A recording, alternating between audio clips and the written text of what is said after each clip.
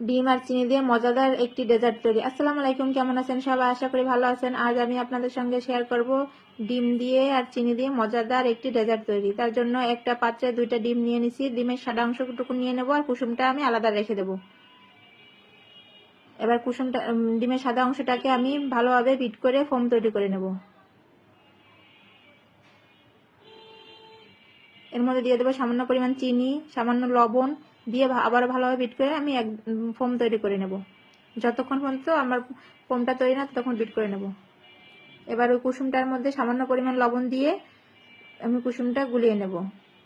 এবার অন্য পাশে রেখে দিয়ে এবার একটা প্যান গরম করে হালকা গরম করে নিয়ে ওর মধ্যে কুসুমটা আমি দিয়ে দেবো। কুসুমটা দিয়ে এবার যে ডিমের ফোমটা তৈরি করে রেখেছিলাম ওইটা দিয়ে দেবো। দিয়ে ঢেকে দিয়ে 2 থেকে 3 মিনিট অপেক্ষা করব। আঁচটা একবারে লো হিটে রাখবো। এবার আমি নামিয়ে নেব। এবার সেম প্রসেসে আমি আরেকটা তৈরি করে নেব।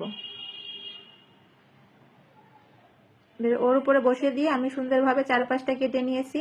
হয়ে গেল আমাদের ডিমের মজাদার ডেজার্ট।